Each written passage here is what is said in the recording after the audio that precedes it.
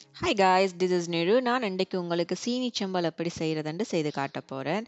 இதை நீங்கள் ரொட்டி, சப்பாத்தி, அப்பம், பிரெட், பால்சோறு இப்படி நிறைய விஷயத்தையோட சாப்பிடலாம். இப்போ நாங்கள் இதுக்கு தேவையான பொருட்கள் என்னன்னு பார்ப்போம். இப்போ நான் இதுக்கு 1 கிலோ வெங்காயம் எடுத்திருக்கிறேன். 1 கிலோ வெங்காயத்தை பார்த்த உடனே உங்களுக்கு கண்ணால் தண்ணி வருதா? அப்படின்னா நீங்கள் ஒரு 10 மினிட்ஸுக்கு இந்த வெங்காயத்தை தண்ணியில் ஊற வச்சுட்டு வெட்டுங்க. அல்லது ஒரு 3 to 5 மினிட்ஸுக்கு நீங்கள் இந்த வெங்காயத்தை ஃப்ரீசரில் வச்சுட்டு எடுத்து வெட்டினீங்கன்னு சொன்னால் நீங்கள் வெங்காயம் வெட்டும் போது உங்களோட கண் எரியாது. அல்லது உங்களோட ஹஸ்பண்ட் மேர் வீட்டில் இருந்தால் அவங்ககிட்ட வெட்ட கொடுங்க. அப்படின்னா உங்களோட கண்ணால் தண்ணி வராது. அதோட உங்களுக்கு தேங்காய் எண்ணெய், உப்பு, சீனி, பழப்புளி, ரெட் சில்லி ஃப்ளேக்ஸ், கருவேப்பிலை, கழுவா, ஏலக்காய், கிராம்பு, மாசி ஆப்ஷனலாக எடுத்திருக்கிறேன். உங்களுக்கு தேவையான மெஷர்மெண்ட்ஸ் எல்லாம் உங்களுக்கு ஸ்க்ரீனில் பார்த்தா தெரியும். முதல்ல நான் வெங்காயத்தை எடுத்து வெட்ட போகிறேன். இதை ஸ்க்ரீனில் பார்த்தா நான் எப்படி வெட்டுறேன்னு உங்களுக்கு தெரியும். அதே மாதிரி நீங்களும் மெல்லிஸாக வெட்டி எடுங்க. அப்போ தான் அது வதங்குறதுக்கு ஈஸியாக இருக்கும். இப்போ பார்த்தீங்கன்னா நான் வெங்காயத்தை கையால் பிசைஞ்சு விடுறேன். அது வதங்குறதுக்கு ஈஸியாக இருக்குமன்றதுக்காகத்தான் நான் அப்படி செய்கிறேன். இதுக்கு நான் தேங்காய் எண்ணெய் தான் யூஸ் பண்ணியிருக்கிறேன். தேங்காய் எண்ணெய் யூஸ் பண்ணினா எங்களோட சீனி சம்பல் ஒரு தனி வாசனையாக இருக்கும். அதோட அது உடம்புக்கும் ஹெல்த்தியானது. எண்ணெய் சூடானதும் நீங்கள் எடுத்து வச்சிருக்கிற கருவேப்பிலையை அதுக்குள்ளே போட்டு பொறிச்சு வெளியே எடுத்துடுங்க. அதை நான் என்ன செய்ய போகிறேன்றதை நீங்கள் கடைசி வரைக்கும் இந்த வீடியோவை பாருங்கள், எண்டில் சொல்கிறேன். மறக்காமல் சப்ஸ்கிரைப் பண்ணுங்கள், கீழே இருக்கிற பெல் பட்டனை கிளிக் பண்ணுங்கள். அப்போ இந்த வீடியோ உடனுக்குடனே நீங்கள் பார்க்கலாம். இப்போ நான் அந்த எண்ணெய்க்குள்ளேயே கழுவாயையும் கிழாம்பையும் போட்டு பொரிய விடுறேன். அதுக்கு பிறகு நான் சின்ன வெட்டி வச்சிருக்கிற வெங்காயத்தையும் அதுக்குள்ளே போட்டு மிக்ஸ் பண்ணுறேன். இப்போ நான் உப்பு ஆட் பண்ணுறேன். அப்போ தான் வெங்காயம் குயிக்காக வதங்கி வரும். இப்போ நீங்கள் வெங்காயம் வதங்கி கொண்டிருக்கிறத பார்க்கக்கூடியதாக இருக்கும். அதோட வெங்காயத்தில் இருக்கிற தண்ணியும் வேப்ரேட் பண்ணுறதை நீங்கள் பார்க்கலாம். இப்படி நான் ஒரு 5 to 10 மினிட்ஸுக்கு வதக்கி கொண்டிருக்கிறேன். வெங்காயம் எல்லாம் டிரான்ஸ்பரண்டாக வந்த பிறகு நான் சில்லி ஃப்ளேக்ஸ் ஆட் பண்ணுறேன்.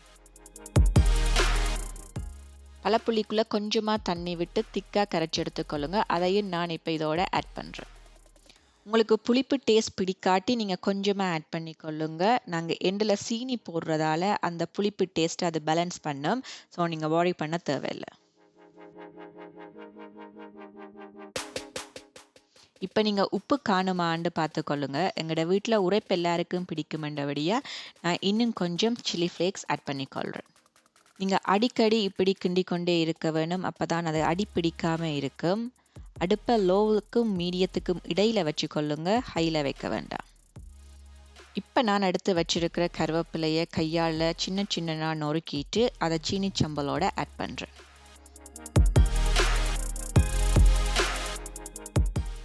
இப்போ நான் சீனியை அதோட ஆட் பண்ணுறேன்.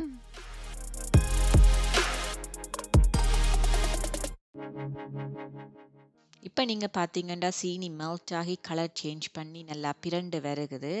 ஏன் நாங்கள் சீனி போடுறோம்னா அது நல்ல சுவையை கூட்டும். அதோட நிறைய நாளைக்கு வச்சு பாவிக்கலாம். 2 மினிட்ஸ் வதக்கினா பிறகு நான் ஏலக்காயை நடுவால் கீறி வச்சிருக்கிறேன். மேலும் வாசனைக்காக அதையும் ஆட் பண்ணுறேன்.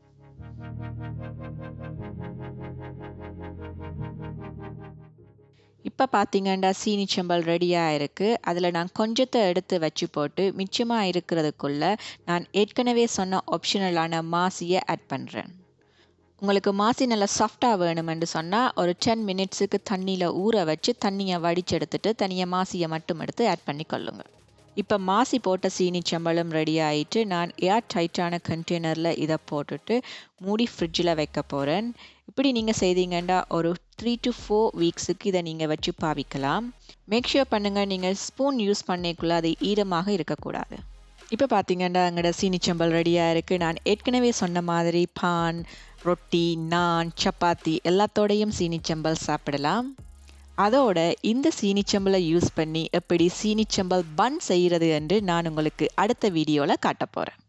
இந்த வீடியோ உங்களுக்கு பிடிச்சிருந்தா லைக் பண்ணுங்கள், கமெண்ட் பண்ணுங்கள், ஃப்ரெண்ட்ஸ் அண்ட் ஃபேமிலியோட ஷேர் பண்ணுங்கள், மறக்காமல் சப்ஸ்கிரைப் பண்ணுங்கள், கீழே இருக்கிற பெல் பட்டனை கிளிக் பண்ணுங்கள். சீனிச்சம்பல் பன் ரெசிபியோட உங்களை சந்திக்கும் வரை பை பாய்.